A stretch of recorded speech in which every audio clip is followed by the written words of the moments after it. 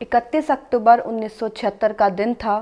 पुणे के जाने माने बिजनेसमैन अच्युत जोशी और उनकी पत्नी उषा जोशी रात में अपने घर में थे। तभी उषा जोशी अचानक देखती हैं कि उनके घर में कई 4 लोग घुस आए हैं। इससे पहले वो उन्हें देखकर कुछ हल्ला करती, उन चारों ने उषा जी के मुंह में कपड़ा ठूसकर एक नीले रंग की नायलॉन की रस्सी से उनका गला घोंट दिया, जिससे मौके पर ही उनकी मौत हो गई। ठीक उसी प्रकार इन चारों ने अच्युत जोशी को भी मौत के घाट उतार दिया। तभी कुछ समय के बाद अच्युत और उषा जी का इकलौता बेटा 19 वर्षीय आनंद जोशी घर लौटता है, लेकिन ये चारों जल्द ही आनंद पर भी काबू पा लेते हैं। उसके बाद ये चारों आनंद को निर्वस्त्र करके घर में रखे पैसे, जेवरात आदि की जानकारी उससे लेते हैं और उनके घर में लूटपाट की घटना को अंजाम देते हैं। लूटपाट की घटना को अंजाम देने के बाद ये चारों आनंद को भी ठीक उसी तरह मार देते हैं जैसे उसके माता पिता को मारा था। नमस्कार, आदाब, सत श्री अकाल। मैं हूं आपकी होस्ट महिमा चौधरी और मैं आप सभी व्यूवर्स का स्वागत करती हूं। तो दोस्तों, आज मैं फिर हाजिर हूं क्राइम की दुनिया की एक और रोचक कहानी के साथ। इस कहानी की शुरुआत होती है पुणे के अभिनव कला महाविद्यालय से। सन 1975 में यहाँ पढ़ने वाले मुनव्वर हारून शाह, राजेंद्र जगकाल, सताराम जगताप और दिलीप सुतार, ये चारों छात्र लड़ाई झगड़े और नशे पत्ते के चक्कर में अपने महाविद्यालय में प्रसिद्ध थे। साथ ही साथ ये चारों आपस में घनिष्ठ मित्र भी थे। अपनी नशे और बुरी आदतों को पूरा करने के लिए ये चारों छोटी मोटी चोरियां किया करते थे। मगर जनवरी 1976 में इन चारों ने एक बड़ी घटना को अंजाम देने का निर्णय किया, जिसकी शुरुआत इन्होंने अपने ही साथी छात्र प्रकाश की हत्या से की।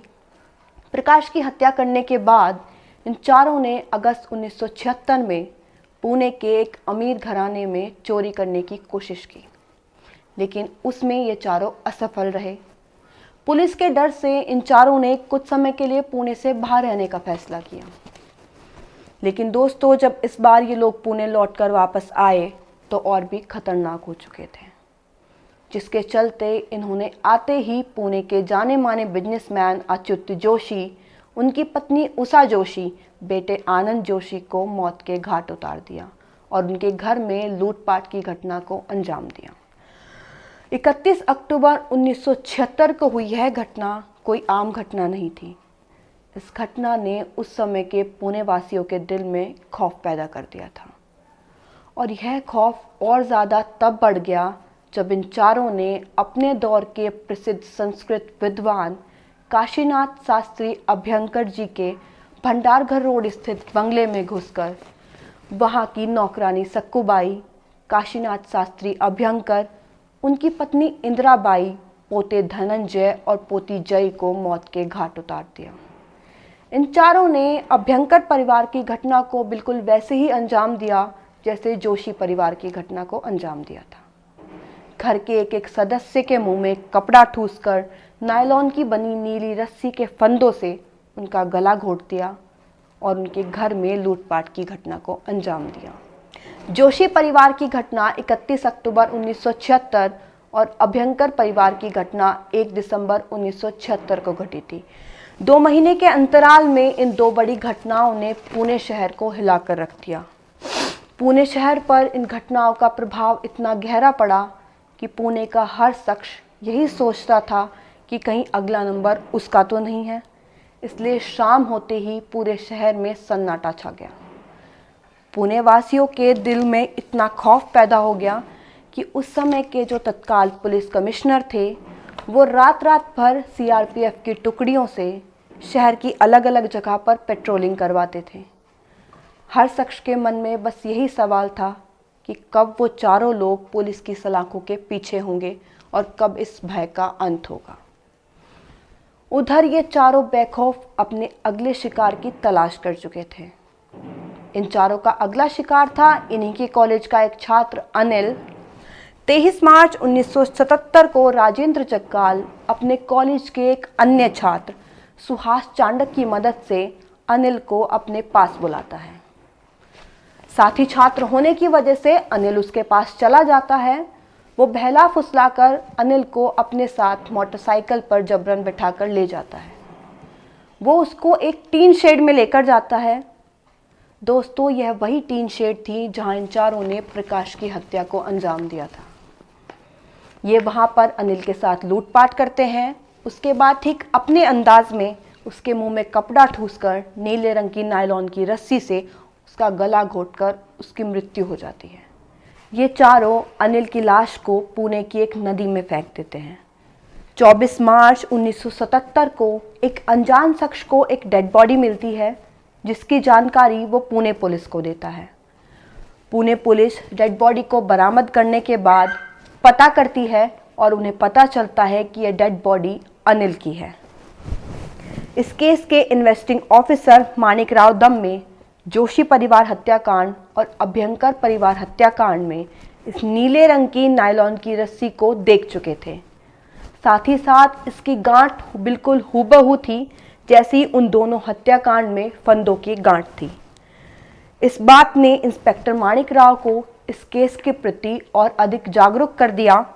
माणिक राव ने एसपी मधुसूदन को इस बात की जानकारी दी और उन्हें बताया कि इस मौत के पीछे भी वही लोग हैं जिन्होंने अभ्यंकर परिवार और जोशी परिवार की हत्या की है।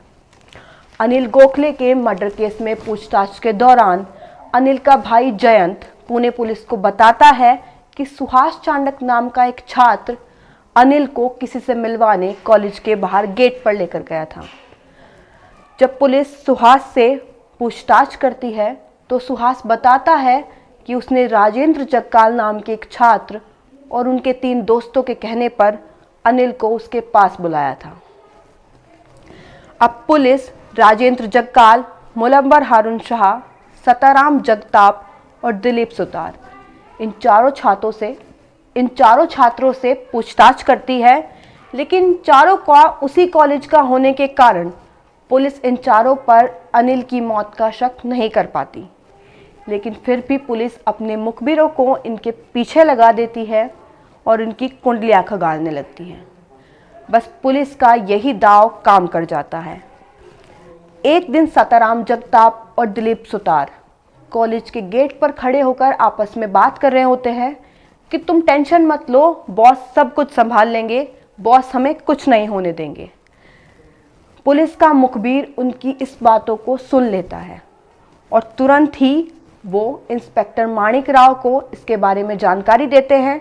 उसके बाद माणिक राव एसपी मधुसूदन को इस बारे में बताते हैं कि वो दोनों बात कर रहे थे और उस बात में बॉस शब्द का जिक्र कई बार हुआ।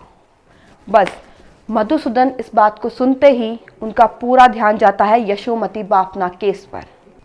आप सभी को ध्यान होगा कि कहानी के शुरुआत में मैंने आपको बताया था कि अगस्त 1976 में इन चारों ने एक चोरी का असफल प्रयास किया था। वो चोरी इन्होंने यशोमती बाफना नाम की एक महिला के घर पर की थी, जहां यशोमती जी के नौकरों ने इन चारों को खदेड़ दिया था। लेकिन इसके बाद यशोमती जी ने इस बात की पूरी जानकारी पुणे पुलिस को दी थी और एक रिपोर्ट दर्ज करवाई थी। उसके दौरान यशोमती ने बताया था कि वो लोग आपस में बात कर रहे थे कि बॉस आगे क्या करना है। यशोमती बाफना द्वारा दर्ज रिपोर्ट को पढ़ने के बाद एसपी मधुसूदन और इंस्पेक्टर माणिक राव का जो शक है वो इन चारों पर और भी पुख्ता हो जाता है। इसके बाद पुलिस इन चारों को रिमांड पर उठा लेती है और इन चारों से अलग अलग कमरे में पूछताछ की जाती है। यहीं पर आकर ये चारों फंस जाते हैं, क्योंकि इन चारों का जो बयान है वो एक दूसरे को लेकर बिल्कुल अलग होता है। अब पुलिस अंधेरे में एक तीर चलाती है और इन चारों में से एक को आश्वासन देती है कि अगर वो पुलिस का गवाह बन जाए तो पुलिस उसे कुछ नहीं होने देगी। और पुलिस का ये आइडिया काम कर जाता है। उन चारों में से एक दोस्त अपना सारा काला चिट्ठा पुलिस के सामने खोल कर रख देता है। साथ ही साथ सबूत के तौर पर वो प्रकाश की डेड बॉडी का पता बता देता है। 30 मार्च 1977 को प्रकाश की डेड बॉडी मिलने के बाद इन चारों को न्यायिक हिरासत में ले लिया जाता है। इसके साथ ही यह भी पुख्ता हो जाता है कि यही वो 4 लोग थे जिन्होंने पुणे शहर को डराया हुआ था। बॉम्बे हाईकोर्ट द्वारा इस केस पर जल्द से जल्द कार्रवाई करते हुए 6 अप्रैल 1969 को इन चारों को मौत की सज़ा सुनाई जाती है।